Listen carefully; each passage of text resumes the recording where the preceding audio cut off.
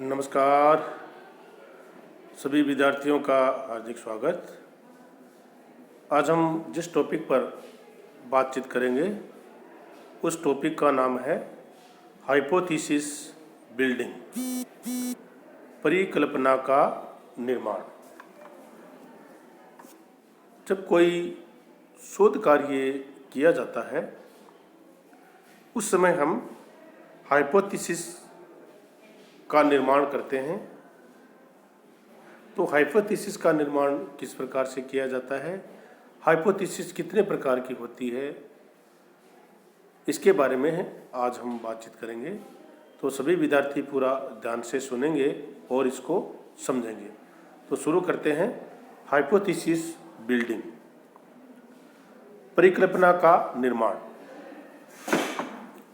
वैज्ञानिक अध्ययन में परिकल्पनाओं का निर्माण बहुत आवश्यक है। वैज्ञानिक जो हम स्टडी करते हैं उसमें हाइपोथेसिस बिल्डिंग का बहुत बड़ा रोल होता है। परिकल्पना को प्राकल्पना, पूर्वकल्पना और उपकल्पना आदि नामों से भी इसको जाना जा सकता है। आप परिकल्पना को प्राकल्पना, पूर्वकल्पना, उपकल्पना आदि के जो नाम हैं उनसे भी जान सकते हैं। एक काम चलाऊ सामान्यीकरण है। यह एक क्या है? एक काम चलाऊ सामान्यीकरण है जिसका शोध के दौरान जांच की जाती है। तो शोध कार्य हम कर रहे हैं उसके दौरान इसकी जांच की जाती है। ये सत्य सिद्ध भी हो सकता है और असत्य सिद्ध भी हो सकता है। आपने जो हाइपोथेसिस ली है वो जरूरी नहीं कि आपको जो हाइपोथेसिस ली है वो सत्य भी हो, वो असत्य भी सिद्ध हो सकती है। गुड्डे एंड हार्ट के शब्दों में परिकल्पना ऐसी मान्यता है जिसका परीक्षण करने के लिए प्रयोगात्मक जांच की जाती है। गुड्डे एंड हार्ट ने अपने शब्दों में परिकल्पना की जो व्याख्या की है उनके अनुसार परिकल्पना ऐसी मान्यता है जिसका परीक्षण करने के लिए प्रयोगात्मक जांच की जाती है। बोगार्ट्स ने भी परिकल्पना के बारे में बताया है कि परीक्षित किए जाने वाले प्रस्ताव को परिकल्पना कहा जाता है। परीक्षित किए जाने वाला जो कोई प्रस्ताव होता है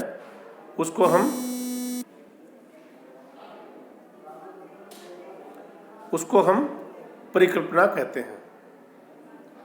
Webster's new international dictionary of English language, Webster's new international dictionary of English language के अनुसार परिकल्पना एक विचार, दशा या सिद्धांत होती है जो संभवतः है बिना किसी विश्वास के स्वीकार कर ली जाती है। जो क्या होता है? बिना किसी विश्वास के इसको स्वीकार कर ली जाती है, जिससे कि उसके तार्किक परिणाम निकाले जा सके, जिससे कि इसके तार्किक परिणाम निकाले जा सके और ज्ञात या निर्धारित किए जाने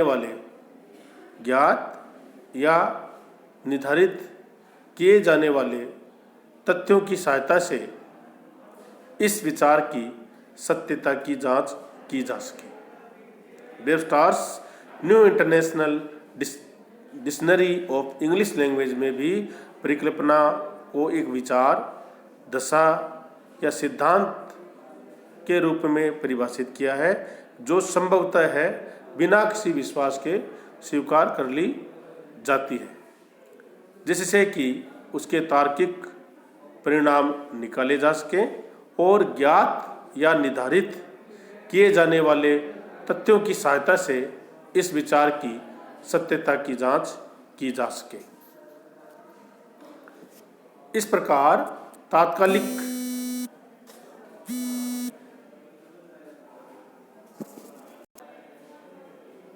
इस प्रकार तात्कालिक सामान्यीकरण अथवा निष्कर्ष को परिकल्पना कहते हैं। सार रूप से हम बात करें तो तात्कालिक सामान्यीकरण अथवा निष्कर्ष को परिकल्पना कहते हैं।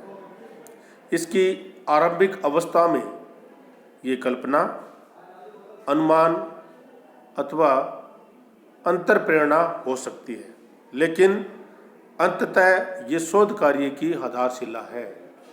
प्रारंभ में परिकल्पना को हम कल्पना कह सकते हैं, अनुमान अथवा अंतर प्रेरणा भी कह सकते हैं, लेकिन अंततः ये शोध कार्य की आधारशिला है। एक परिकल्पना स्पष्ट, सरल, उपलब्ध तकनीकी से संबंधित, अनुभव सिद्ध, वस्तुनिष्ठ तथा विषय के निर्धारित सिद्धांतों के अनुरूप होनी चाहिए।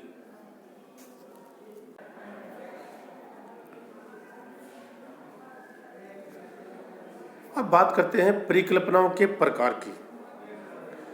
परिकल्पनाओं को उनकी विशेषताओं के अनुसार हम 4 वर्गों में रख सकते हैं। एक चर्ये या बहुचर्ये परिकल्पनाएं नंबर 1। सेकंड जो है सहचारी, एसोसिएशनल व असहचारी, नॉन एसोसिएशनल परिकल्पनाएं। शाश्वत जिसको यूनिवर्सल बोलते हैं वह सांख्यिकीय परिकल्पना नंबर 3। और नंबर 4 है कर्मिक या एक समयी परिकल्पना। ये 4 प्रकार की परिकल्पनाएं होती हैं जिनका अध्ययन हम करते हैं। नंबर 1 वापस रिपीट कर देता हूँ, एक चर्ये या बहुचर्ये परिकल्पनाएं। नंबर 2 सहचारी, एसोसिएशनल या असहचारी, नॉन एसोसिएशनल परिकल्पनाएं। नंबर 3 शाश्वत, यूनिवर्सल एवं सांख्यिकीय परिकल्पना। और नंबर 4 कर्मिक व एक समयी परिकल्पना। ये 4 प्रकार की परिकल्पनाओं का अध्ययन हम करते हैं। इन परिकल्पनाओं के स्वरूप का विश्लेषण 2 विचार यानी प्रिंसिपल के आधार पर किया जाना चाहिए। प्रथम जो है निगेनात्मकता के आधार पर परिकल्पनाओं को सिद्धांत से निकालने वाले अनुभाविक रूप से परीक्षण विवरण कहा जाता है। अतः स्पष्ट है कि वह सिद्धांत से संबद्ध होनी चाहिए। किससे होनी चाहिए? सिद्धांत से संबंध होनी चाहिए। दूसरे शब्दों में वे सैद्धांतिक आशय से युक्त होनी चाहिए। निगेनात्मकता का सिद्धांत ये बतलाता है कि परिकल्पना सिद्धांत से निकाले सकने वाली अथवा सिद्धांत से दूसरे कथनों को निकाल सकने वाले काम में लाए जा सकने वाली होनी चाहिए। जो निगेनात्मकता का जो नियम है वो ये बताता है कि परिकल्पना सिद्धांत से निकाल सकने वाली अथवा सिद्धांत से दूसरे कथनों को निकाल सकने वाले काम में लाए जा सकने वाली होनी चाहिए। यदि उनमें ये गुण नहीं है तो वह वैज्ञानिक व्याख्या वह पूर्व खत्म होने में सहायक नहीं हो सकती। अधिक मात्रा में निगमनात्मकता रखने वाली परिकल्पना अधिक श्रेष्ठ मानी जाती है। और सेकंड प्रकार का जो नियम है वो है परीक्षणीयता के आधार पर परिकल्पनाएं परीक्षण किए जाते हैं तथा गलत सिद्ध हो सकने वाले भी होनी चाहिए। जरूरी नहीं कि सब सही सिद्ध हो, उसमें कुछ गलत सिद्ध होने वाली परिकल्पनाएं भी होनी चाहिए। इन्हें अनुभाविक साक्ष्य के आधार पर पुष्ट या अपुष्ट किया जा सकता है। परीक्षणीयता भी एक जटिल अवधारणा है। इसमें स्पष्टता, मापनीयता, उपलब्ध प्रविधियों से संबद्ध होने के गुण आ सकते हैं। समय, साधन, धन आदि के अभाव का अर्थ ये नहीं निकाला जाना चाहिए कि परिकल्पना विकसित न की जाए।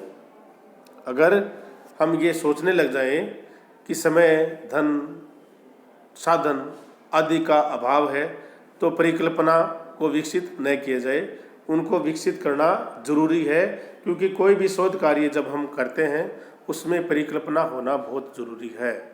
अगर परिकल्पना नहीं होगी तो हमारा शोध जो कार्य है वो सही नहीं होगा।